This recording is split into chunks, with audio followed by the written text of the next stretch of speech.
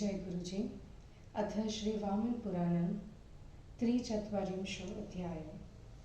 ऋषय ऊचु स्थाणुतीर्थस्य महात्म्यं वटस्य च महामुने सा निहत्य सरोत्पत्तिं पूर्णं पांशुना ततः लिङ्गानां दर्शनात् पुण्यं स्पर्शनेन च किं फलं तथैव सर्वमाहात्म्यं ब्रूहि सर्वमशेषतः। लोमहर्षण उवाच। शृण्वन्तु मुनयः सर्वे पुराणं वामनं महत् यच्छ्रुत्वा मुक्तिमाप्नोति प्रसादाद् वामनस्य तु। सनत्कुमारमासीनं स्थाणुर्वर्ट समीपतः ऋषिभिर्बालखिल्यध्ये ब्रह्मपुत्रेर्महात्म्यभिः। माङ्कडेयो मुनिस्तत्र विनयेनाभिगम्य च पप्रच्छ सर्वमाहात्म्यं प्रमाणं च स्थितं तथा। माङ्कडेय उवाच। ब्रह्मपुत्र महाभाग सर्वशास्त्रविशारद ब्रूहि मे सर्वमाहात्म्यं सर्वपापक्षयावहं कानि तीर्थानि दृश्यानि गृह्यानि द्विजसत्तम लिङ्गानि ह्यति पुण्यानि स्थाणुर्यानि समीपतः येषां दर्शनमात्रेण मुक्तिं प्राप्नोति मानवः। वटस्य दर्शनं पुण्यम् उत्पत्तिं कथयस्व मे। प्रदक्षिणायां यत् पुण्यं तीर्थस्नाने यत् फलं गुह्येषु चैव दृष्टेषु यत् पुण्यमभिजायते। देवदेवो यथा स्थाणु सरो मध्ये व्यवस्थितः किमर्थं पाशुना शक्रतीर्थ पूरितवान् पुनः। स्थाणुतीर्थस्य माहात्म्यं चक्रतीर्थस्य यत् फलं सूर्यतीर्थस्य माहात्म्यं सोमतीर्थस्य ब्रूहि मे। शङ्करस्य च गुह्यानि विष्णोस्थानानि यानि च कथयस्व महाभाग सरस्वत्या सविस्तरं। ब्रूहि देवादिदेवस्य माहात्म्यं देवतत्त्वतः वीरीश्वरस्य प्रसादेन विदितं सर्वमेव च। लोमहर्षण उवाच। माङ्कडेयः वचः श्रुत्वा ब्रह्मात्मा स महामुनिः अतिभक्त्या तु तीर्थस्य प्रवणीकृतमानसः पर्यङ्कं शिथिलीकृत्वा नमस्कृत्वा महेश्वरं कथयामास तत्तत्सर्वं यच्छ्रुतं ब्रह्मणः पुरा। सनत्कुमार उवाच।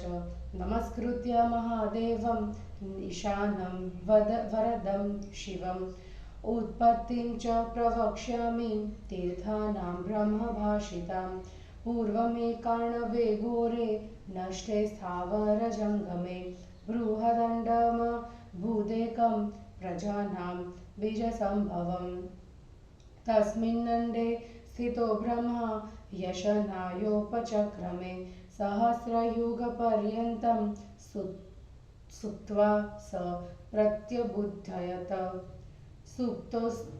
सुप्तोत्थितस्तदा ब्रह्मा शून्यं लोकमपश्यत सृष्टिं चिन्तयतस्तस्य रजसा मोहितस्य च रजः सृष्टिगुणं प्रोक्तं सत्त्वं स्थितिगुणं विदुः उपसंहारकाले च तमोगुणः प्रवर्तते गुणातीतः स भगवान् व्यापकः पुरुषः स्मृतः तेनेदं सकलं व्याप्तं यक्तिं चिल्जीवसंहृतं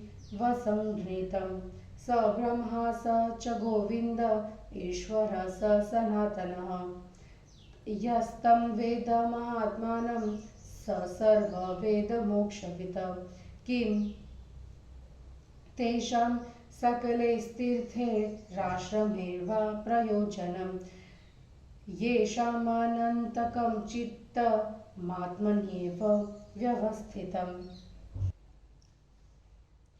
आत्मा नदी संयम पुण्यतीर्था सत्योदकाशीलसमाधियुक्ता तस्यां स्नातः पुण्यकर्म पुनाति न वारिणा शोध्यति चान्तरात्मा एतत् प्रधानं पुरुषस्य कर्म यदात्मसम्बोधसुखे प्रविष्टं ज्ञेयं तदेव प्रवदन्ति सन्तस्तप्राप्य देहि विजहाति कामन् नैतादृशं ब्राह्मणस्यास्ति विक्तं कथेकथा समतसत्यता च शीले स्थितिदण्डविधानवर्जन् मक्रोधनश्वो परमः क्रियाभ्यः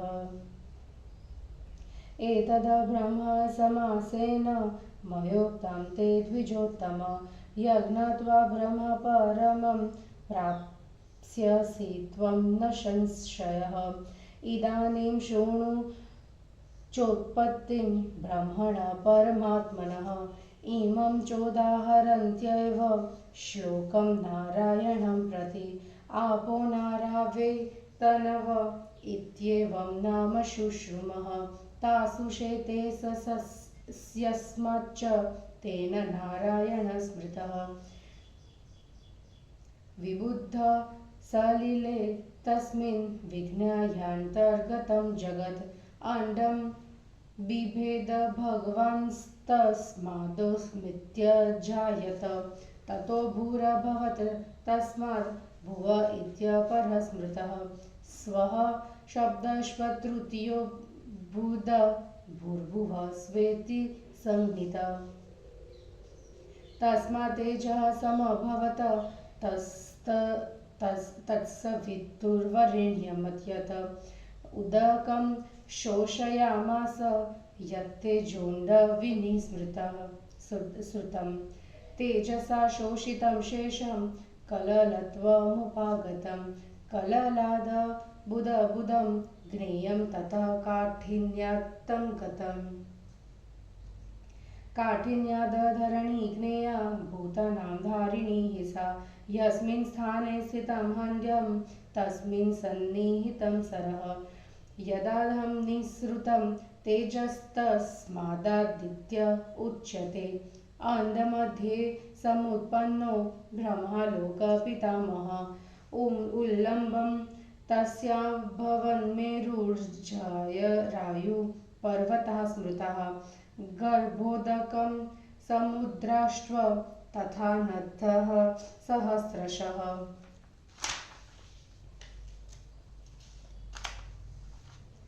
नाभिस्थाने यदुदकं ब्रह्मणो निर्मलं महत्सरस्तेन पूर्ण विमलेन वराभसा तस्मिन् मध्ये स्थाणुरूपी वटवृक्षो महामनः तस्माद् विनिर्गता वर्णा ब्राह्मणा क्षत्रिया विशः शूद्राश्व तस्मादुत्पन्नाः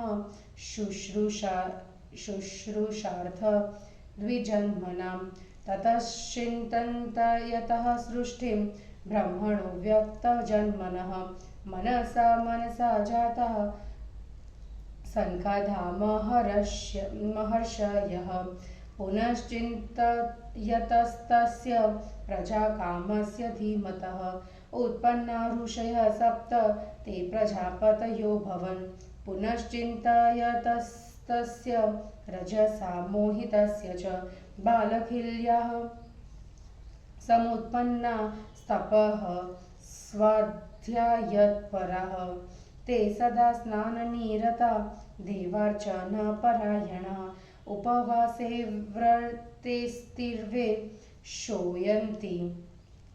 शोषयन्ति कलेवरं वानप्रस्थेन विधिना अग्निहोत्रसमन्विताः तपसा परमेणेश शोषयन्ति कलेवरं दिव्यं वर्षसहस्रं ते कृशाधमनिसन्तता आराधयन्ति देवेशं न च तुष्यति शङ्करः ततः कालेन महता उमया सह शङ्करः आकाशमार्गेण तदा दृष्ट्वा देवी सुदुःखिता प्रसाद्य देवदेवेशं शङ्करं प्राह सुव्रता क्लिश्यन्ते ते मुनिगणा देवदारुवनाश्रयाः तेषां क्लेशक्षयं देव विधेहि कुरु मे दयां किं वेदधर्मनिष्ठानां नन्तनं देवदुष्कृतं नादापि येन शुध्यन्ति शुष्कस्नाव्यस्थिशोषिताः तच्छ्रुत्वा वचनं देव्यः पिनाकी पाति तान् धनकः प्रोवाच प्रहसन्मूर्ध्नि चारुचन्द्रां सुशोभितः श्रीमहादेव उवाच न वेत्सि देवि तत्त्वेन धर्मस्य गहना गति नैते धर्म विजानन्ति न च काम विवर्जिताः न च क्रोधेन निर्मुक्ताः केवलं मूढबुद्धयः एतत् श्रुत्वा ब्रवीद् देवी मामेवं शंसितव्रतान् देव प्रदर्शयात्मानं परं कौतूहलं हि मे स इत्युक्त उवाचेदं देवीं देवस्मिताननः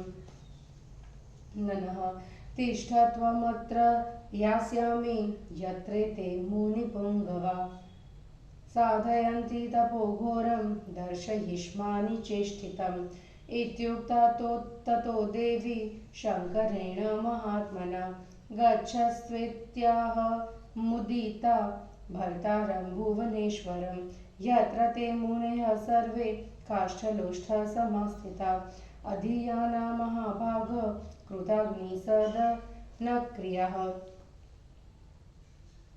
तान् विलोक्य ततो देवो नग्नः सर्वाङ्गसुन्दरः वनमालाकृतापीडो युवा भिक्षाकपालभृत आश्रमे पर्यटन भिक्षां मुनीनां दर्शनं प्रति देहि भिक्षां ततः श्रुत्वा आश्रमादाश्रमं ययो तं विलोक्याश्रमगतं योषितो ब्रह्मवादिनां सकौतुकस्वभावेन तस्य रूपेण मोहिता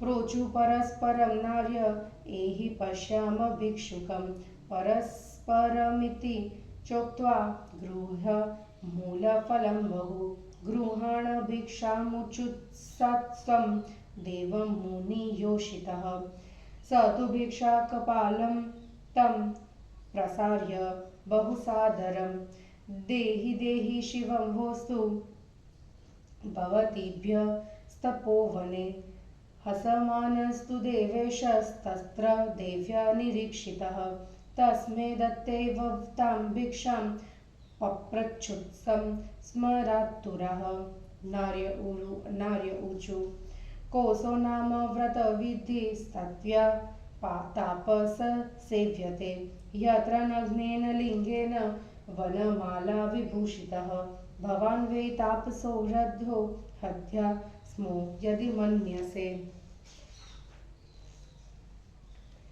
इत्युक्तस्तापसीभिस्तु प्रोवाच हसिताननः इदमिदृगव्रतं किञ्चिन्न हरस्यं प्रकाश्यते शृण्वन्ति बहवो यत्र तत्र व्याख्या न विद्यते अस्य व्रतस्य सुभगा इति मत्वा गमिष्यथ एवमुक्तास्तदा तेन तात् प्रत्युचुस्तदा मुनिं रहस्ये हि गमिष्यामो मुने न कौतुकं महत् इत्युक्त्वा तास्तदा तं वे जगृह पाणिपल्लवे काचित् कण्ठे सकन्दर्पा बाहुभ्यां परास्तथा जानुभ्यां परा नार्यः केशेषु ललिता परा अपरास्तु कटिरन्ध्रे अपरा पादयोरपि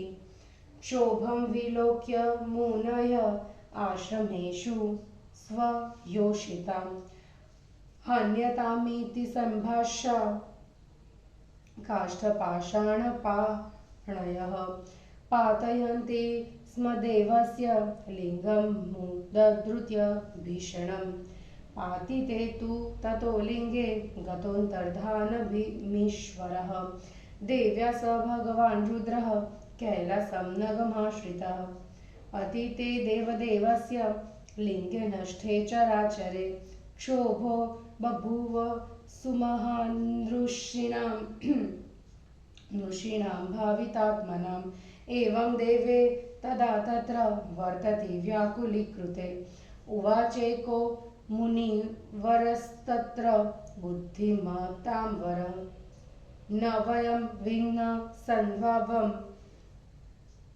तापसस्य महात्मनः विरिञ्चिं शरणं यामः स हि ज्ञास्यति चेष्टितम् एवमुक्तः सर्व एव ऋषयो लज्जिता भृशम् ब्रह्मणः सदनं जग्मुर्देवे सह निषेवितं प्रणिपत्याथ देवेशं लज्जयाधो मुखास्थिता अथ तान् दृष्ट्वा ब्रह्मा वचनं ब्रवीत् अहो मुग्धा यदा यूयं क्रोधेन कलुषीकृता न धर्मस्य क्रिया काचिज्ञा गृह्यते मूढबुद्धयः श्रूयतां धर्म सर्वस्वं तापसा क्रूरचेष्टिता विदित्वा यद्बुधः क्षिप्रं धर्मस्य फलमाप्नुयात् योऽसावात्मनि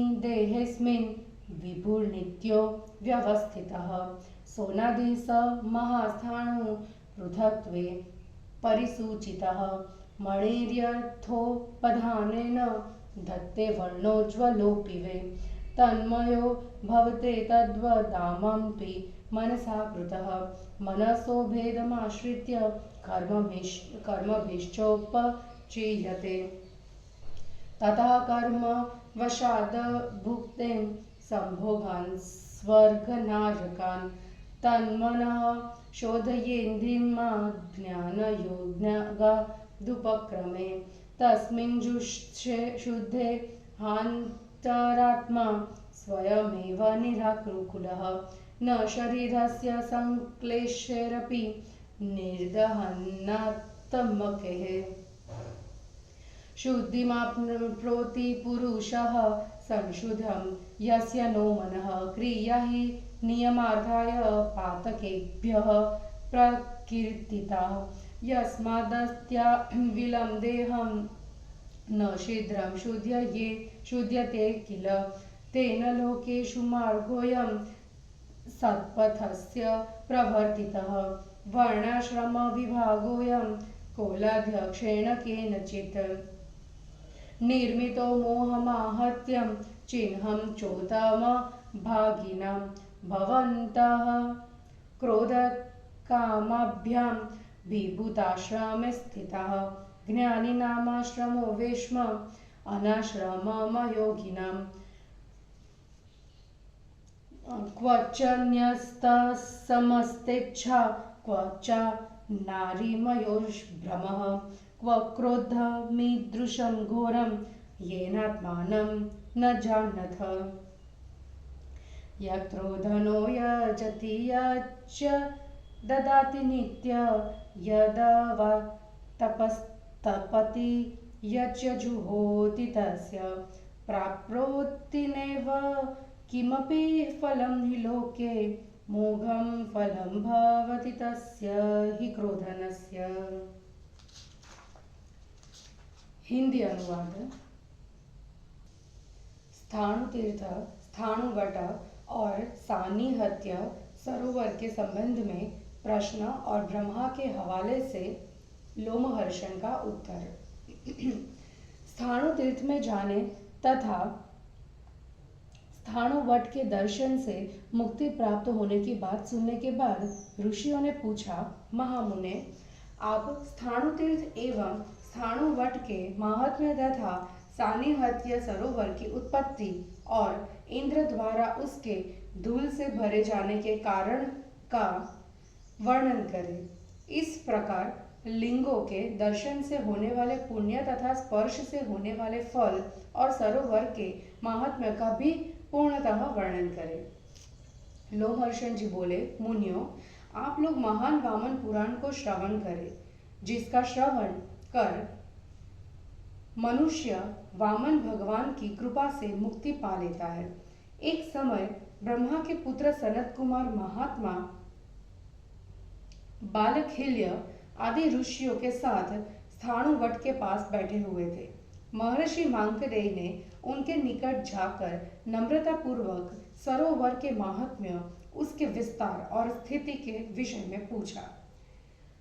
मार्कंडेय जी ने पूछा, सर्वशास्त्र विशारद महाभाग ब्रह्मपुत्र मतलब सनत कुमार, आप मुझसे सभी पापों के नष्ट करने वाले सरोवर के महात्म्य को कहिए। द्विज श्रेष्ठ, स्थाणु तीर्थ के पास कौन कौन से तीर्थ दृश्य है और कौन कौन से अदृश्य और कौन से लिंग अत्यंत पवित्र है, जिनका दर्शन कर मनुष्य मुक्ति प्राप्त करता है। मुने, आप स्थाणु वट के दर्शन से होने वाले पुण्य तथा उसकी उत्पत्ति के विषय में भी कहिए। बताइए, इनकी प्रदक्षिणा करने से होने वाले पुण्य, तीर्थ में स्नान करने से मिलने वाले फल एवं गुप्त तीर्थों तथा प्रकट तीर्थों के दर्शन से मिलने वाले पुण्य का भी वर्णन करें। प्रभु, सरोवर के मध्य में देवाधिदेव स्थाणु मतलब शिव किस प्रकार स्थित हुए और किस कारण से इंद्र ने इस तीर्थ को पुनः धूलि से भर दिया। आप स्थाणु तीर्थ का महात्म्य, चक्र तीर्थ का फल एवं सूर्य तीर्थ तथा सोम तीर्थ का महात्म्य, इन सब को मुझसे कहिए। महाभाग, सरस्वती के निकट शंकर तथा विष्णु के जो जो गुप्त स्थान है, उनका भी आप विस्तार पूर्वक वर्णन करें। देवाधिदेव के महात्म्य को आप भली भांति बताएं, क्योंकि ब्रह्मा की कृपा से आपको सब कुछ विदित है। लोमहर्षण ने कहा, मार्कंडेय के वचन को सुनकर ब्रह्म स्वरूप महामुनि का मन उस तीर्थ के प्रति अत्यंत भक्ति प्रवण होने से गदगद हो गया। उन्होंने आसन से उठकर भगवान शंकर को प्रणाम किया तथा प्राचीन काल में ब्रह्मा से इसके विषय में जो कुछ सुना था उन सब का वर्णन किया। सनत कुमार ने कहा, मैं कल्याणकर्ता वरदानी महादेव ईशान को नमस्कार कर ब्रह्मा से कहे हुए तीर्थ की उत्पत्ति के विषय में वर्णन करूंगा। प्राचीन काल में जब महाप्रलय हो गया और सर्वत्र केवल जल ही जल हो गया एवं उसमें समस्त चर अचर जगत नष्ट हो गया, तब प्रजाओं के बीज स्वरूप एक अंड उत्पन्न हुआ। ब्रह्मा उस अंड में स्थित है। उन्होंने उसमें अपने सोने का उपक्रम किया। फिर तो वे हजारों युगों तक सोते रहे। उसके बाद जागे। ब्रह्मा जब सोकर उठे तब उन्होंने संसार को शून्य देखा। जब उन्होंने संसार में कुछ भी नहीं देखा, तब रजोगुण से आविष्ट हो गए और सृष्टि के विषय में विचार करने लगे। रजोगुण को सृष्टि कारक तथा सत्व गुण को स्थिति कारक माना गया है। उपसंहार करने के समय में तमोगुण की प्रवृत्ति होती है, परंतु भगवान वास्तव में व्यापक एवं गुणातीत है। वे पुरुष नाम से कहे जाते हैं। जीव नाम से निर्दिष्ट सारे पदार्थ उन्हीं से ओतप्रोत है। वे ही ब्रह्मा है, वे ही विष्णु है और वे ही सनातन महेश्वर है। मोक्ष के ज्ञानी जिस प्राणी ने उन महान आत्मा को समझ लिया, उसने सब कुछ जान लिया। जिस मनुष्य का अनंत मतलब बहुमुखी चित्त उन परमात्मा में ही भलीभांति स्थिति है, उनके लिए सारे तीर्थ एवं आश्रमों से क्या प्रयोजन। यह आत्मा रूपी नदी शील और समाधि से युक्त है। इसमें संयम रूपी पवित्र तीर्थ है जो सत्य रूपी जल से परिपूर्ण है। जो पुण्यात्मा इस नदी में स्नान करता है वह पवित्र हो जाता है। पिए जाने वाले सामान्य जल से अंतरात्मा की शुद्धि नहीं होती। इसलिए पुरुष का मुख्य कर्तव्य है कि वह आत्मज्ञान रूपी सुख में प्रविष्ट रहे। महात्मा लोग उसी को ज्ञेय कहते हैं। शरीर धारण करने वाला देही जब उसे पा लेता है तब सभी इच्छाओं को छोड़ देता है। ब्राह्मण के लिए एकता, समता, सत्यता, मर्यादा में स्थिति, दंड विधान का त्याग, क्रोध न करना एवं क्रियाओं से विराग ही धन है। इनके समान उनके लिए कोई अन्य धन नहीं है। द्विजोत्तम, मैंने थोड़ी मात्रा में तुमसे यह जो ज्ञान के विषय में कहा है, इसे जानकर तुम निसंदेह परम ब्रह्म को प्राप्त करोगे। अब तुम परमात्मा ब्रह्म की उत्पत्ति के विषय में सुनो। उस नारायण के विषय में लोग इस श्लोक का उदाहरण दिया करते हैं। आप ही को नार एवं परमात्मा को तनु, ऐसा हमने सुन रखा है। वे परमात्मा उसमें शयन करते हैं, जिससे वे शब्द व्युत्पत्ति से नारायण शब्द से स्मरण किए गए हैं।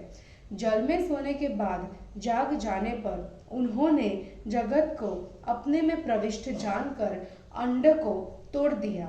उससे ओम शब्द की उत्पत्ति हुई। इसके बाद उससे पहली बार भूः, दूसरी बार भुवः एवं तीसरी बार स्वः की उत्पत्ति हुई। इन तीनों का नाम क्रमशः मिलकर भूर्भुवः स्वः हुआ।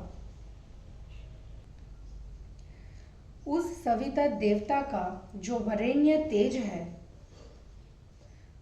वह उसी से उत्पन्न हुआ। अंड से जो तेज निकलता, उसने जल को सुखा दिया।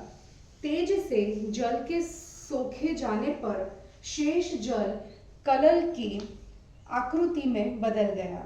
कलल से बुदबुद हुआ और उसके बाद वह कठोर हो गया। कठोर हो जाने के कारण वह बुदबुद भूतों को धारण करने वाली धरणी बन गया। जिस स्थान पर अंड स्थित था वही सन्निहित नाम का सरोवर है।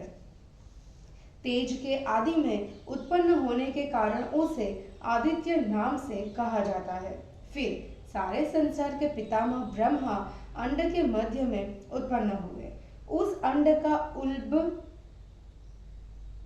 मतलब गर्भ का आवरण मेरु पर्वत है एवं अन्य पर्वत उसके जरायु माने जाते हैं। समुद्र एवं सहस्त्रों नदियां गर्भ के जल है। ब्रह्मा के नाभि स्थान में जो विशाल निर्मल जल राशि है, उस स्वच्छ श्रेष्ठ जल से महान सरोवर भरा पूरा है। उस सरोवर के मध्य में स्थाणु के आकार का महान विशाल एक वटवृक्ष है। ब्राह्मण, क्षत्रिय और वैश्य ये तीनों वर्ण उससे निकले और द्विजों की शुश्रूषा करने के लिए उसी से शूद्रों की भी उत्पत्ति हुई। इस प्रकार चारों वर्णों की सृष्टि सरोवर के मध्य में स्थाणु रूप से स्थित वट वृक्ष से हुई। उसके बाद सृष्टि की चिंता करते हुए अव्यक्त जन्मा ब्रह्मा के मन से सनकादि महर्षियों की उत्पत्ति हुई। फिर प्रजा की इच्छा से चिंतन कर रहे मतिमान ब्रह्मा से 7 ऋषि उत्पन्न हुए। वे प्रजापति हुए। रजोगुण से मोहित होकर ब्रह्मा ने जब पुनः चिंतन किया, तब तप एवं स्वाध्याय में परायण बाल खेल्य ऋषियों की उत्पत्ति हुई। वे सर्वदा स्नान मतलब शुद्धि करने में निरत तथा देवताओं की पूजा करने में विशेष रूप से लगे रहते तथा उपवासों एवं तीव्र व्रतों से अपने शरीर को सुखाए जा रहे थे। अग्निहोत्र से युक्त होकर वानप्रस्थ की विधि से वे उत्कृष्ट तपस्या करते और अपने शरीर सुखाते जाते थे। वे लोग अत्यंत दुर्बल एवं कंकाल काय होकर सहस्र दिव्य वर्षों तक देवेश की उपासना करते रहे, परंतु भगवान शंकर प्रसन्न न हुए। उसके बहुत दिनों के बाद उमा के साथ भगवान शंकर आकाश मार्ग से भ्रमण कर रहे थे। धार्मिक कार्यों को करने वाली उमा इस प्रकार की दशा देखकर दुखी हो गई और दुखी होकर देव देवेश शंकर को प्रसन्न कर कहने लगी, देवदारू वन में रहने वाले वे मुनिगण क्लेश उठा रहे हैं। देव मेरे ऊपर दया करें, आप उनके क्लेश का विनाश करें। देव वैदिक धर्म में निष्ठा रखने वाले इन तपस्वियों के कौन ऐसा अनंत दुष्कृत है जिससे ये कंकाल मात्र होने पर भी अब तक शुद्ध नहीं हुए। अंधक को मार गिराने वाले चंद्रमा की मनोहर किरणों से सुशोभित सिर वाले पिनाकधारी शंकर जी उमा की बात को सुनकर हंसते हुए बोले। श्री महादेव जी बोले, देवी धर्म की गति गहन होती है, तुम उसे तत्वतः नहीं जानती। ये लोग न तो धर्मज्ञ है और न कामशून्य है, ये क्रोध से मुक्त भी नहीं है और विचार रहित है। यह सुनकर उमा देवी ने कहा, नहीं, व्रत धारण करने वाले इन लोगों को ऐसा मत कहिए। प्रत्युत देव आप अपने को प्रकट करें, निश्चय ही मुझे बड़ा कौतूहल है। उमा के ऐसा कहने पर शंकर ने मुस्कुराकर देवी से इस प्रकार कहा, अच्छा तुम यहाँ रुको, मैं मुनि श्रेष्ठ जहाँ घोर तपस्या की साधना कर रहे हैं वहाँ जाकर मैं इनकी चेष्टा कैसी है उसे दिखलाता हूँ। जब महात्मा शंकर ने देवी उमा से इस प्रकार कहा तब उमा देवी प्रसन्न हो गई और भुवनों के पालन करने वाले भुवनेश्वर शिव से बोली, अच्छा जिस स्थान पर लड़की और मिट्टी के ढेले के समान निश्चेष्ट अग्निहोत्री एवं अध्ययन में लगे हुए मुनिगण रहते हैं उस स्थान पर आप जाएं। फिर उमा द्वारा इस प्रकार प्रेरित किए जाने पर शंकर जी मुनि मंडली की ओर जाने के लिए प्रस्तुत हो गए। फिर शंकर ने उस मुनि मंडली को देखकर वनमाला धारण कर लिया। तब वे सर्वांग सुंदर नग्न सुंडोल देह धारण कर युवा के रूप में हो गए और भिक्षा पात्र हाथ में लेकर मुनियों के सामने भिक्षा के लिए भ्रमण करते हुए भिक्षा दो यह कहते हुए एक आश्रम से दूसरे आश्रम में जाने लगे।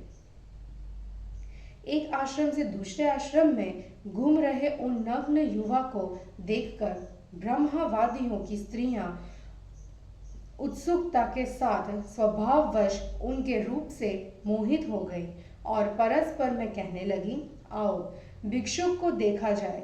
आपस में इस प्रकार कहकर बहुत सा मूल फल लेकर मुनि पत्नियों ने उन देव से कहा, आप भिक्षा ग्रहण करें। उन्होंने भी अत्यंत आदर से उस भिक्षा पात्र को फैलाकर कहा, तपोवन वासिनियों भिक्षा दो, आप सबका कल्याण हो। पार्वती जी वहां हंसते हुए शंकर को देख रही थी। कामातुर मुनि पत्नियों ने उस नग्न युवा को भिक्षा देकर उनसे पूछा। मुनि पत्नियों ने पूछा, तापस आप किस व्रत के विधान का पालन कर रहे हैं जिसमें वानमाला से विभूषित हृदयहारी तपस्वी का सुंदर स्वरूप धारण कर नग्न मूर्ति बनना पड़ता है। आप हमारे हृदय के आनंदप्रद तापस है। यदि आप माने तो हम भी आपकी मनोनुकूल प्रिया हो सकती है। उन्होंने तपस्विनियों के इस प्रकार कहने पर हंसते हुए कहा, यह व्रत ऐसा है कि इसका कुछ भी रहस्य प्रकट नहीं किया जा सकता। सौभाग्यशालिनियों जहां बहुत से सुनने वाले हो वहां इस व्रत का व्याख्या नहीं की जा सकती। इसलिए यह जानकर आप सभी चली जाए। इनके ऐसा कहने पर उन्होंने मुनि से कहा, मुने हम सब एकांत में चलेंगी। हमें महान कौतूहल हो रहा है। यह कहकर उन सभी ने उनको अपने कोमल हाथों से पकड़ लिया। कुछ काम से आतुर होकर कंठ से लिपट गई और कुछ ने उन्हें भुजाओं में बांध लिया। कुछ स्त्रियों ने उन्हें घुटनों से पकड़ लिया। कुछ सुंदरी स्त्रियां उनके केश छूने लगी और कुछ उनकी कमर से लिपट गई एवं कुछ ने उनके पैरों को पकड़ लिया। मुनियों ने आश्रम में अपनी स्त्रियों की अधीरता देख मारो मारो इस प्रकार कहते हुए हाथों में डंडा और पत्थर लेकर शिव के लिंग को ही उखाड़कर फेंक दिया। लिंग के गिरा दिए जाने पर भगवान शंकर अंतर्हित हो गए। वे भगवान रुद्र उमा देवी के साथ कैलाश पर्वत पर चले गए। देव शंकर ने लिंग के गिरने पर प्रायः समस्त चर अचर जगत नष्ट हो गया। इससे आत्मनिष्ठ महर्षियों को व्याकुलता हुई। इसी प्रकार देव के व्याकुल हो जाने पर इस अत्यंत बुद्धिमान श्रेष्ठ मुनि ने कहा, हम उन महात्मा तापस के सद्भाव को नहीं जानते। हम ब्रह्मा की शरण में चले, वे ही उनकी चेष्टा मतलब रहस्य समझ सकेंगे। ऐसा कहने पर सभी ऋषि अत्यंत लज्जित हो गए। फिर वे लोग देवताओं से उपासित ब्रह्मा के लोक में गए। वहां देवेश मतलब ब्रह्मा को प्रणाम कर लज्जा से मुख नीचा कर खड़े हो गए। उसके बाद ब्रह्मा ने उन्हें दुखी देखकर यह वचन कहा, अहो क्रोध करने से तुम सबका मन कलुषित हो गया है, इसलिए मूढ़ हो गए हो।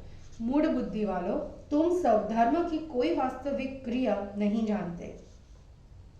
अप्रिय कर्म करने वाले तापसों, धर्म के सारभूत रहस्य को सुनो, जिसे जानकर बुद्धिमान मनुष्य शीघ्र ही कर्म का फल प्राप्त करता है। हम सबके इस शरीर में रहने वाला जो नित्य विभु मतलब परमेश्वर है, वह आदि अंत रहित एवं महास्थाणु है। विचार करने पर वह देही इस शरीर से अलग प्रतीत होता है। जिस प्रकार उज्जवल वर्ण की मणि भी आश्रय के प्रभाव से उसी रूप की भासती है, उसी प्रकार आत्मा भी मन से संयुक्त होकर मन के भेद का आश्रय कर कर्मों से ढक जाता है। उसके बाद कर्मवश वह स्वर्गीय तथा नारकीय भोगों को भोगता रहता है। बुद्धिमान व्यक्ति को चाहिए कि ज्ञान तथा योग आदि उपायों द्वारा मन का शोधन करे। मन के शुद्ध होने पर अंतरात्मा अपने आप निर्मल हो जाता है। जिसका मन शुद्ध नहीं है, ऐसा पुरुष शरीर को सुखाने वाले क्लेशों के द्वारा शुद्ध नहीं होता। पापों से बचने के लिए ही धर्म